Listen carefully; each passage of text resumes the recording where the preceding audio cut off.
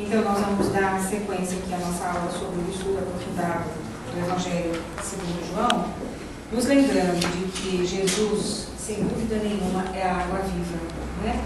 É a água que nos dá, que dessedenta a nossa sede espiritual, né? Ele é a luz do mundo e também é a luz da nossa existência. Ele é o pão que nos alimenta o espírito. E, sem dúvida nenhuma, essa frase que Jesus deixa como herança para todos nós, no Evangelho de João, capítulo 15, versículo 13, fala de uma forma tão amorosa, Jesus falando para nós de uma forma tão amorosa, não só aos seus apóstolos, né, porque ele não falava somente frisando as pessoas que estavam ouvindo, mas sim falava de uma maneira universal. E essa frase, ninguém tem maior amor do que esse, de dar alguém a vida pelos seus amigos, cala fundo no nosso coração. Jesus, sem dúvida nenhuma, é o nosso amigo maior. Então, o Evangelho segundo João vai nos dar uma ideia bastante interessante dessa junção de filosofia espírita e religiosidade, que é o motivo da nossa aula de hoje. Esse quadro é um fragmento da descida da cruz do pintor Rembrandt.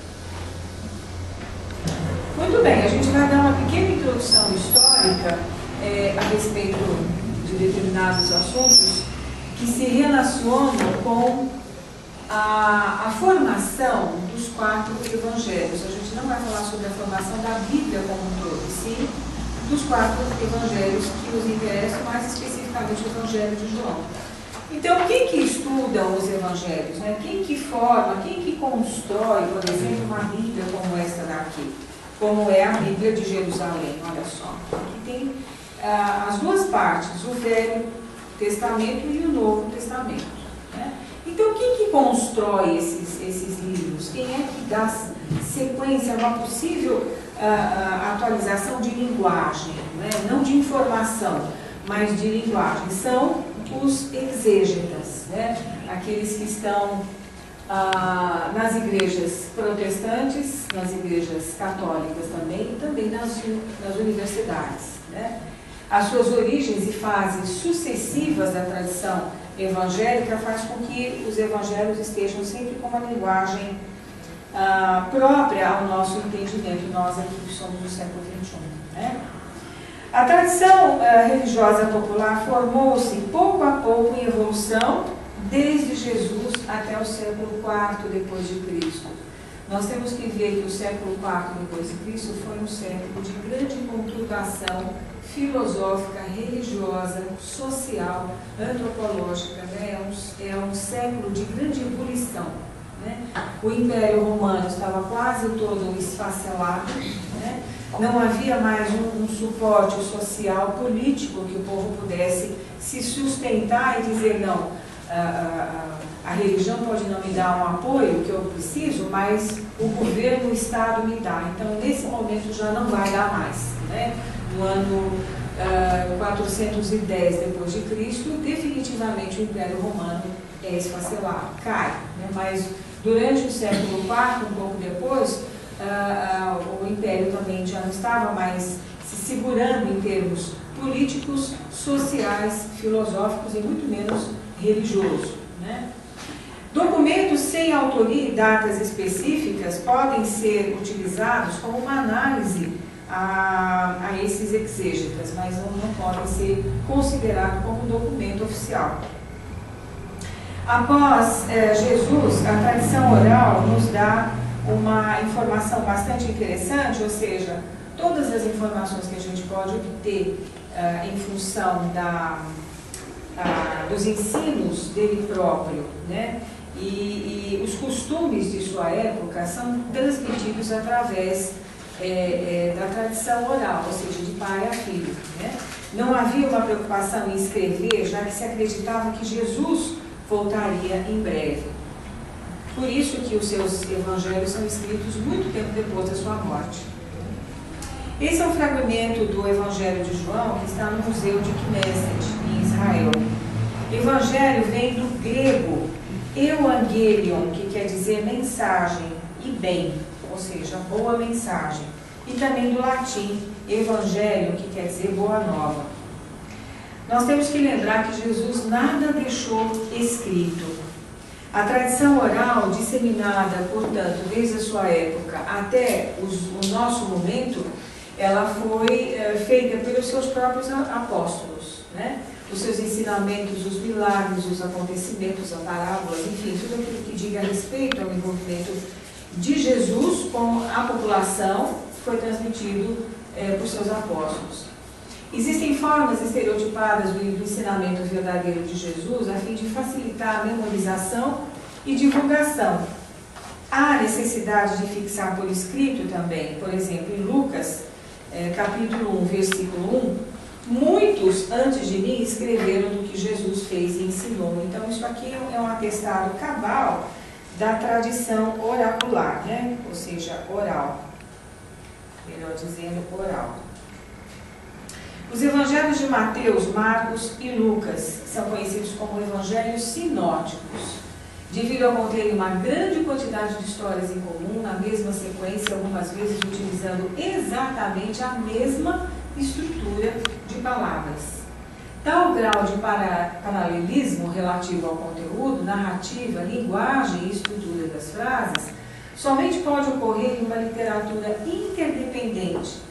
Muitos estudiosos acreditam que esses evangelhos compartilham o mesmo ponto de vista e são claramente ligados entre si. Que evangelhos que nós estamos dizendo aqui? São aqueles que foram escritos bem depois da morte de Jesus pelos seus próprios apóstolos, não é? Mateus foi apóstolo de Jesus, Marcos foi apóstolo de Paulo de Tarso e Lucas também seguia Paulo de Tarso, né? Então, somente, portanto, Mateus e João são os seguidores de Jesus.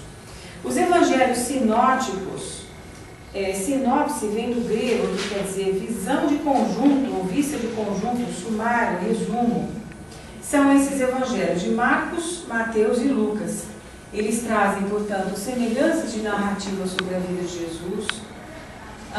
E quais são essas semelhanças? Por exemplo, a preparação para a vida pública, o ministério de Jesus na Galileia e a viagem a Jerusalém, paixão e ressurreição de Cristo. Há discordâncias também entre esses evangelhos. Quais são as discordâncias? A formação dos 12 apóstolos, a tentação de Jesus, a sua pregação, curas e acontecimentos do ministério de Jesus colocados em ordens diferentes nos evangelhos sinóticos. Então, a gente vê que por aí não há uma concordância entre esses três evangelhos, né?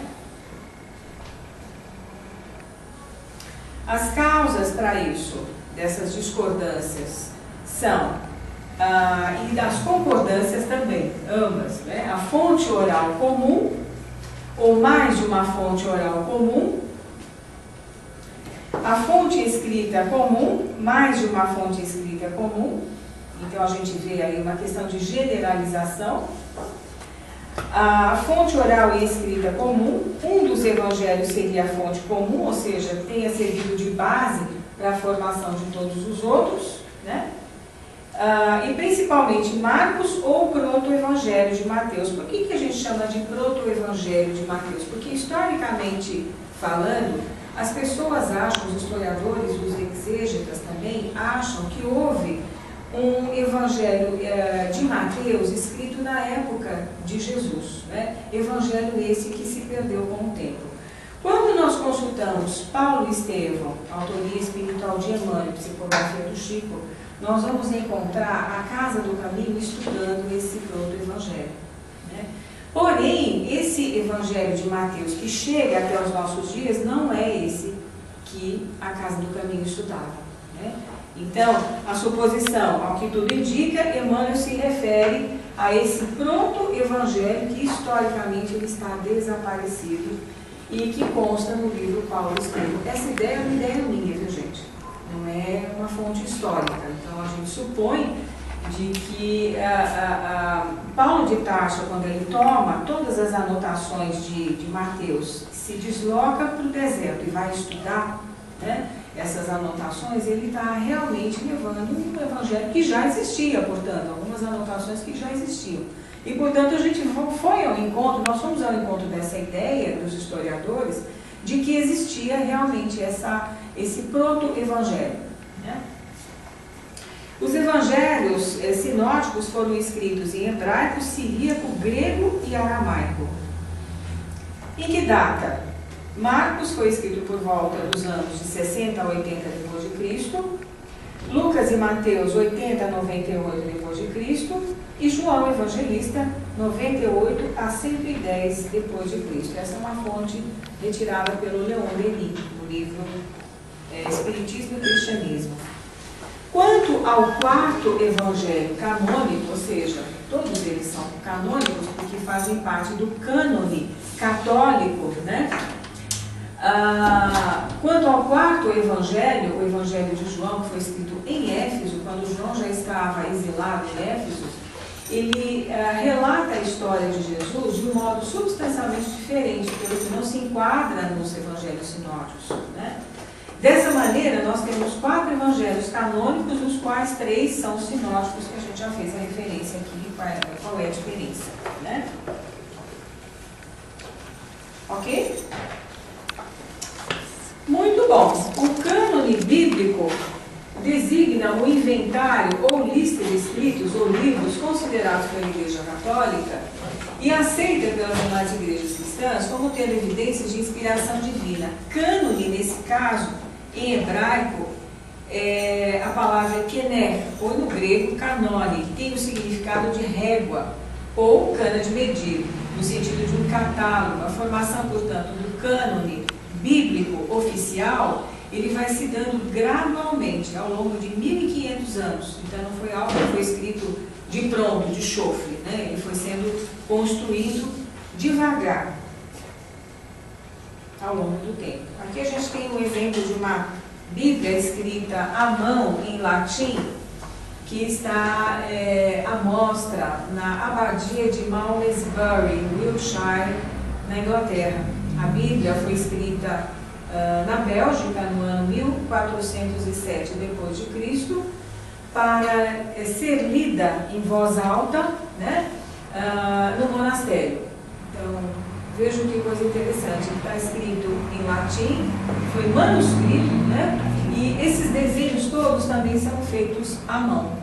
Então, vocês já pensaram o trabalho que daria, né, o que dava esses livros todos escritos à mão e com essa letra, né?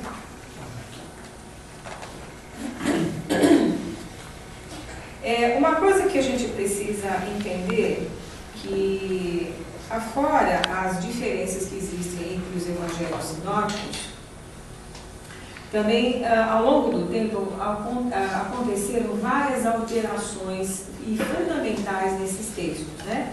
No ano 178 depois de Cristo, o filósofo platônico Celso, numa obra chamada Discurso Verdadeiro, ele diz assim, que os cristãos de seu tempo não tinham o menor escrúpulo em alterar os textos originais dos evangelhos para refutar as várias objeções a eles propostas. Essa informação também está compondo a New English Bible, na década de 70, que ainda diz que há 30.000 erros de tradução e mais de 2.000 interpolações desses evangelhos sinóticos, né? Essa é uma informação que foi colhida também pelo Pinheiro Martins na sua tese de mestrado, que é a História da Formação do Novo Testamento, que foi transformado em livro pela edição do Centro Espírita Leon Denis em 93. E também é confirmada pelo José de Souza Almeida no livro Origem e Desenvolvimento do Cristianismo, no capítulo chamado As Heresias, as verdadeiras heresias, né? Foram as alterações feitas inadvertidamente por todos aqueles que transcreviam manualmente a Bíblia. O Evangelho segundo João é o quarto e último evangelho na Bíblia e vem depois de Lucas e antes dos Atos dos Apóstolos. Os Atos dos Apóstolos foi escrito por Lucas, vocês sabiam disso também? Né? Tradicionalmente atribuído a João, o discípulo amado, irmão de Tiago, ele foi escrito entre os anos de 95 e 100, né, e aceito cronologicamente como o último a ser escrito. Tá bem? Então, não existe uma data certa. Né? A maior parte dos seus relatos é inédita em relação aos outros 3 evangelhos, o que sugere que o autor tivesse conhecimento do conteúdo deles ao escrever o seu livro.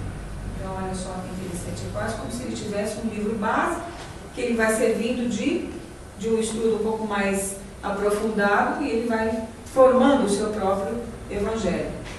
Mais da metade desse evangelho é dedicado a eventos da vida de Jesus e suas palavras durante os seus últimos dias.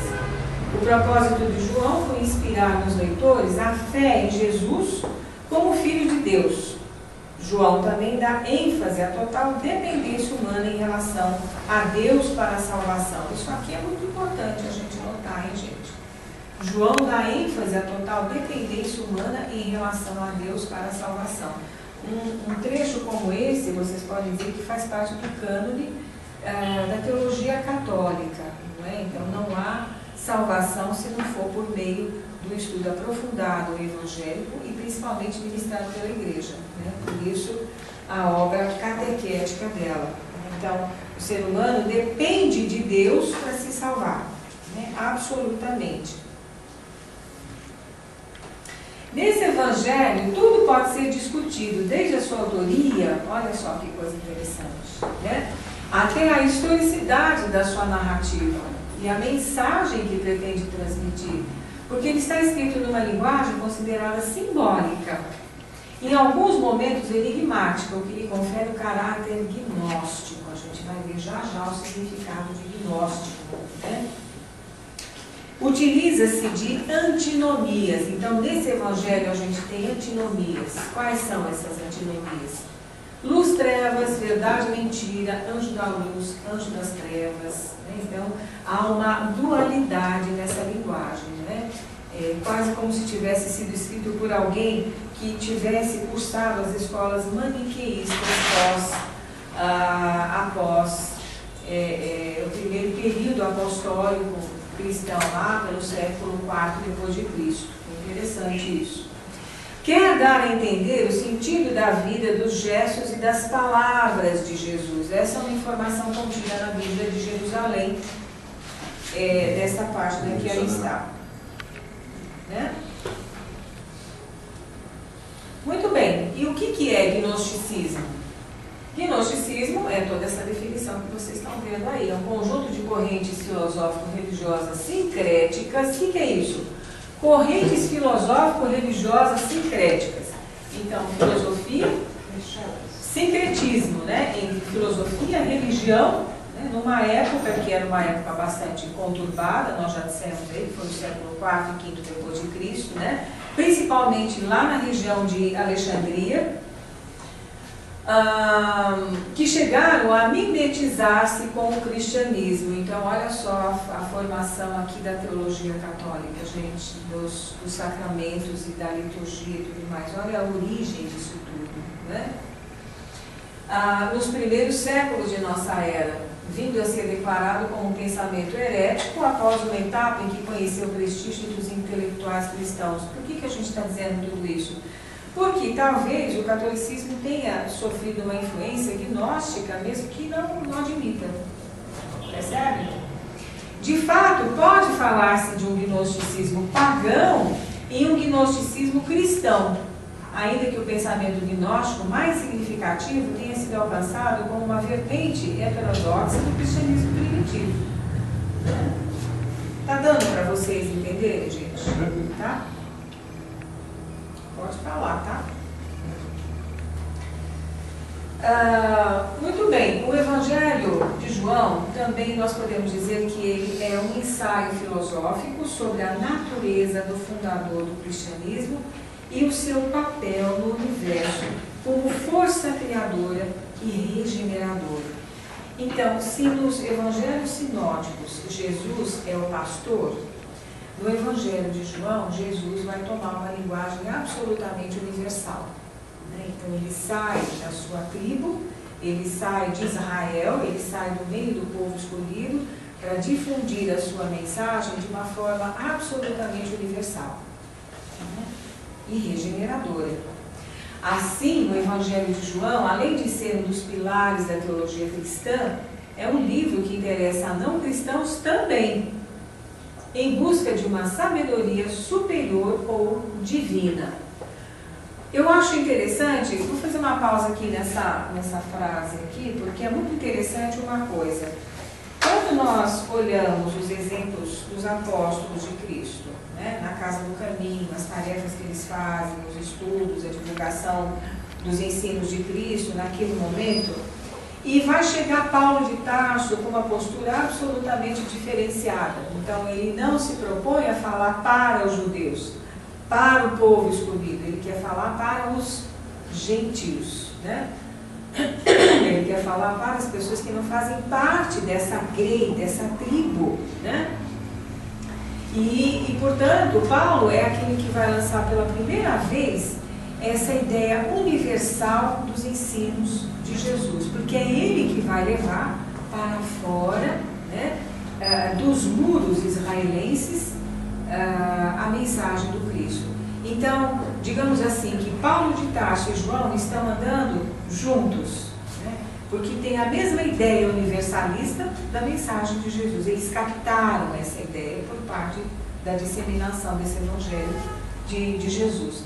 Então, por isso que hoje o Evangelho de João também pode ser buscado por aqueles que não são cristãos, porque ele traz uma ideia fundamental que é universal, que é a ideia da paz, da comunhão, né? Da regeneração, da fortaleza, que se pode tudo isso obter em função da sua própria fé.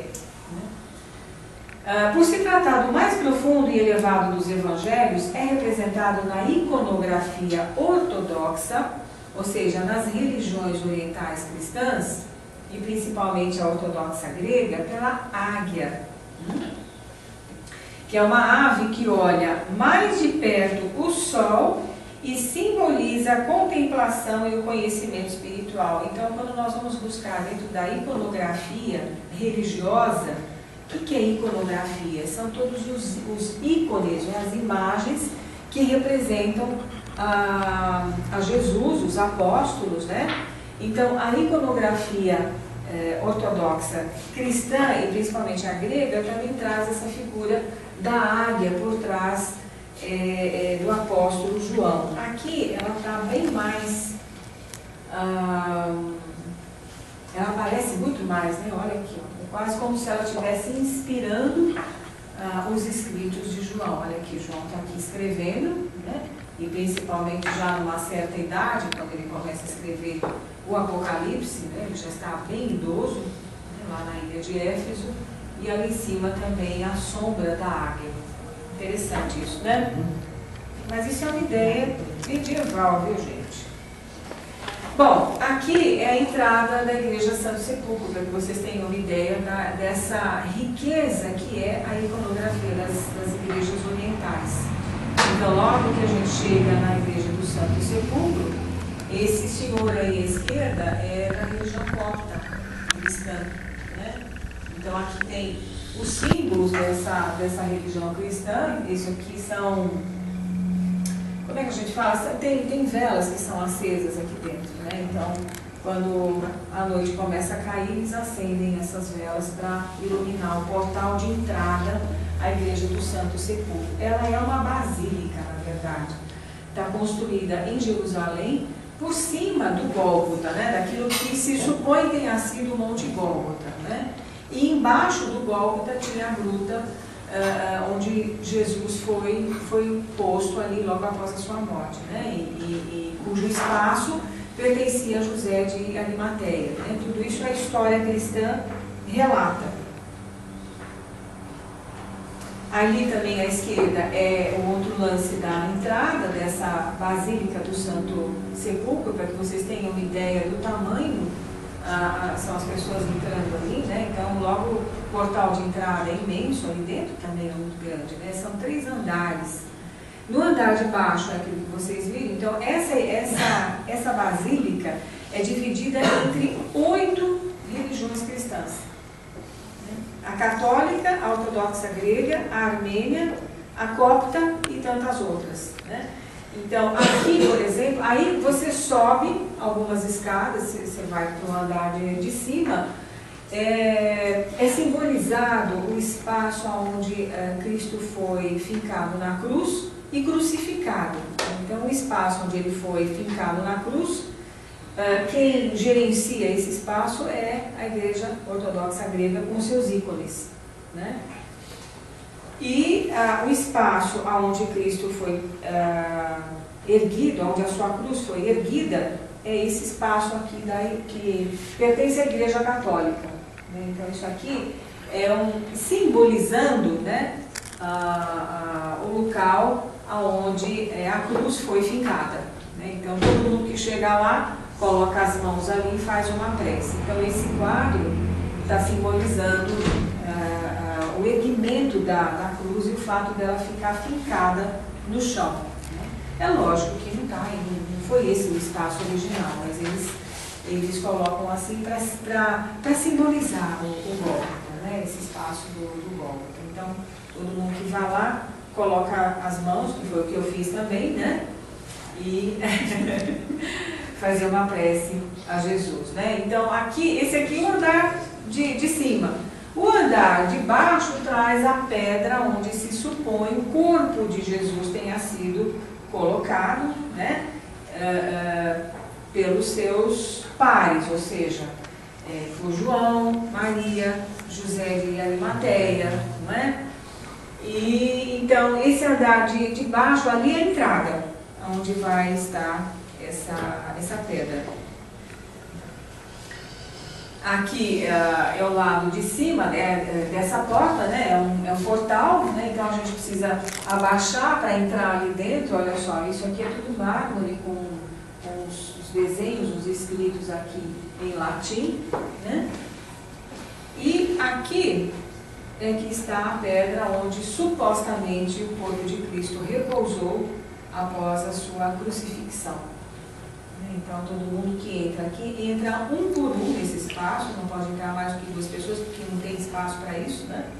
Então as pessoas entram aqui, fazem as suas preces e tal, tem um vidro aqui em cima para que ninguém ponha as mãos e para que não leve pedaços dessa pedra embora para casa também, né?